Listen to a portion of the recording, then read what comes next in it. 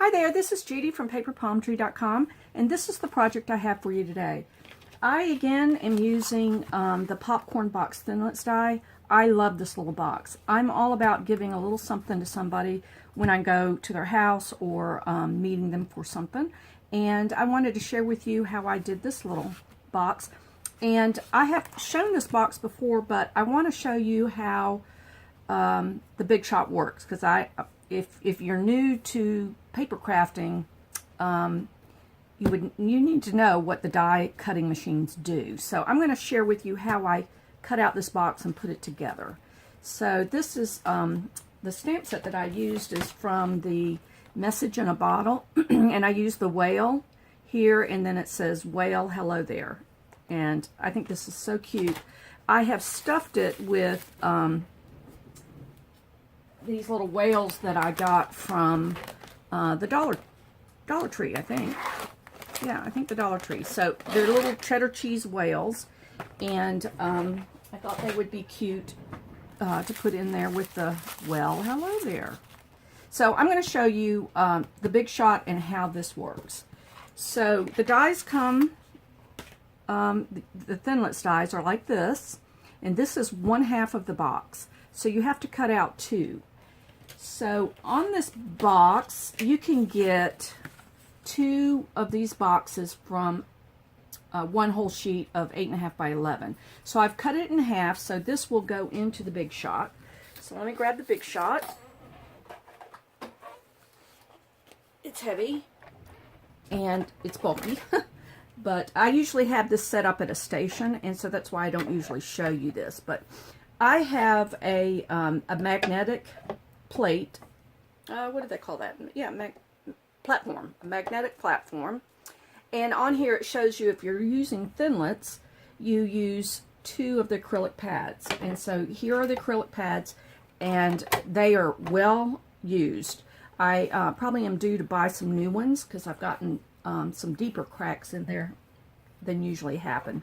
But anyway, so you put one of the acrylic plates on the bottom and your sheet of paper, and I usually put a piece of washi tape just so that it, even though with the magnet it's supposed to hold it pretty tight, sometimes it slips on me. So I just put a little piece of washi tape. So I'm putting that as far up on the page as I can, because the other half of the box will go there. So I'm going to take a piece of washi tape, and washi tape is kind of a low tack adhesive, so it pulls off the paper well. So I've got the acrylic plate and then the paper and the Thinlits die, and I'm going to put the other acrylic plate on the top. And you just roll it through, so you kind of have to push it till it gets started.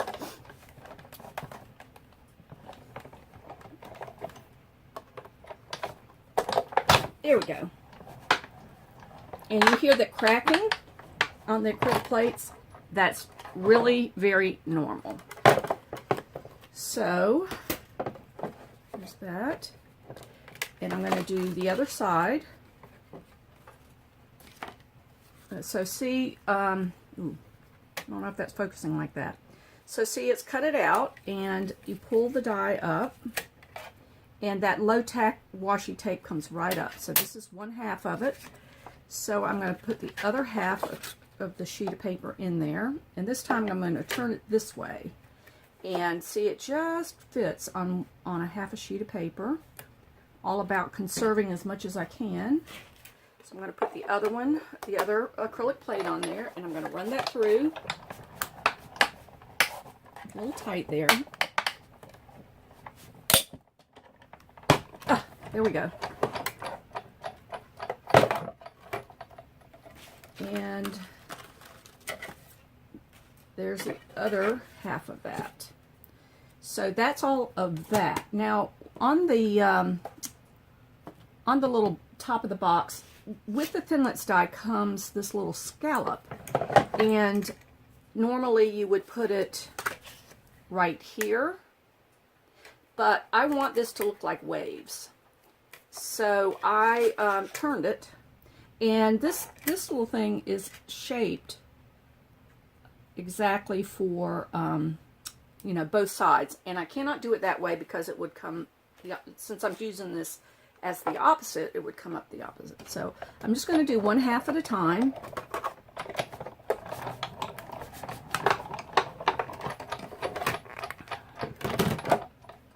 And that one went a lot easier.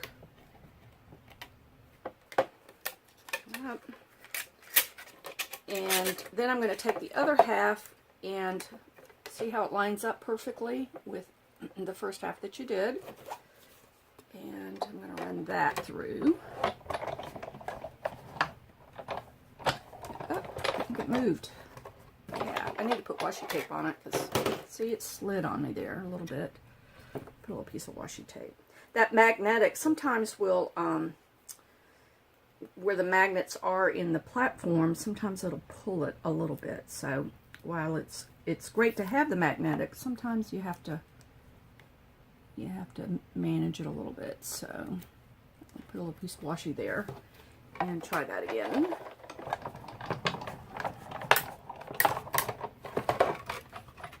All right, so while I've got 1/2 of this done, I'm going to show you. I did not cut quite right there, so I need to get my snips and snip it. There we go. So while I've got this side up, I took a circle, thinlits die, and this is 1.5 inches. So I'm going to put it, because I wanted it with the acetate in there so you could see the whales. So I'm going to put it right about there. And I'm only cutting one side with the circle. Run that through.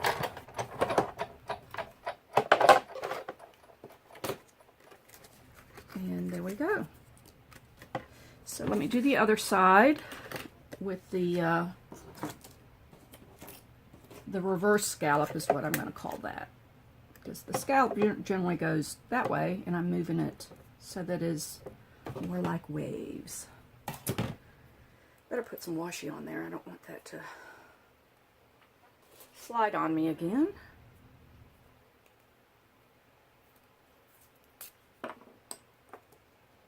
Alright, right there. And if you're not familiar with the die cutting machines, there's a lot out there.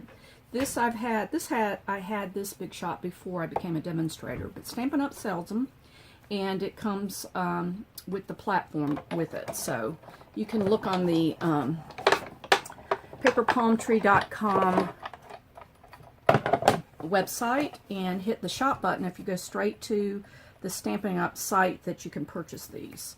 And this to me has been the best invention for paper crafting ever.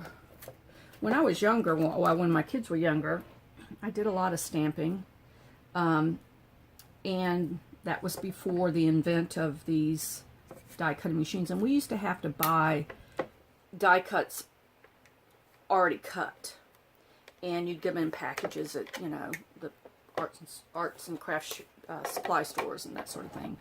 And so when these came out, this changed the world of paper crafting, because you can do everything at home, and what they're coming out with is amazing. The things that they come out with. All right, so that's all of the Big Shot. So I'm going to move that back to my station that I usually keep it on. I usually keep it right behind me. And I hope that focused okay for you. So see where I met that right there? I'm going to just make the connection. So there's my waves.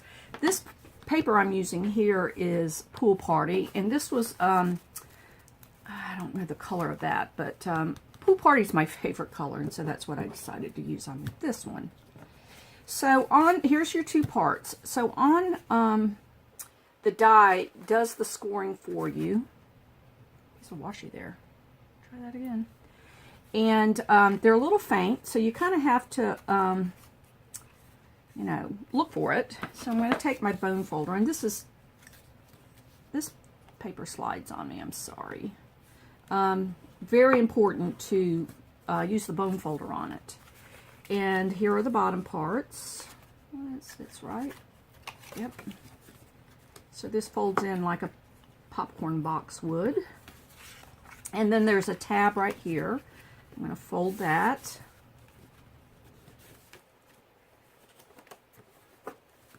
And that's the tab. And we'll do that to this other one.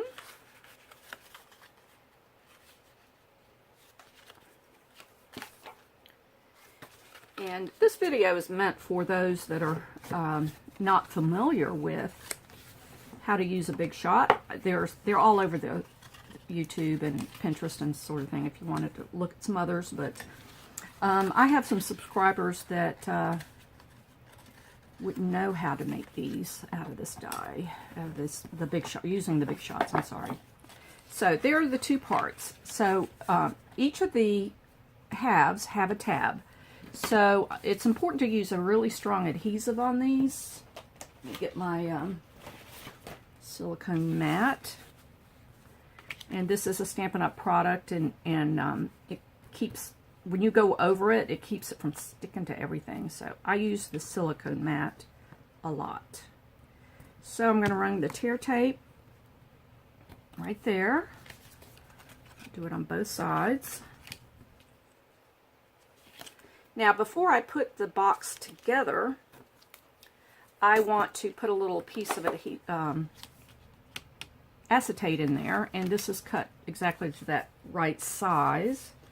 So let's see, put some adhesive,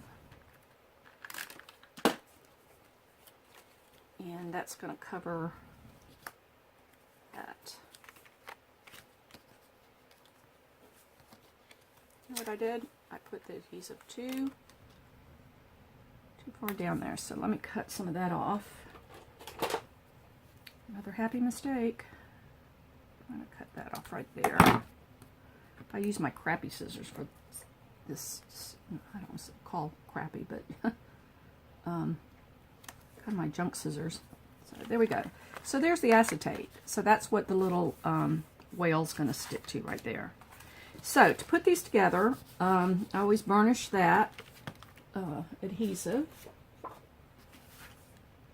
And I'm going to pull the, this is double-sided tape, so I'm going to pull that off. Now, because the adhesive was just a little wider than that, I kind of fold it over on itself, because you don't want it sticking on the inside when you put your stuff in there. So you're going to line these two bottoms up, this very corner, and line it right up, and the two pieces are together. So now we're going to make the last seam, and makes the box fold in. So again, I'm wrapping that on itself.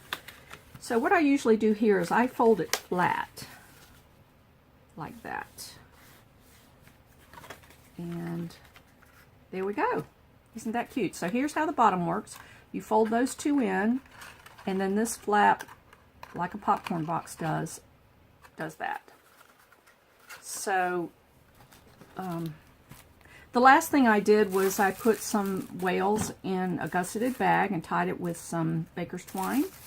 And I used, again, used this, where'd it go?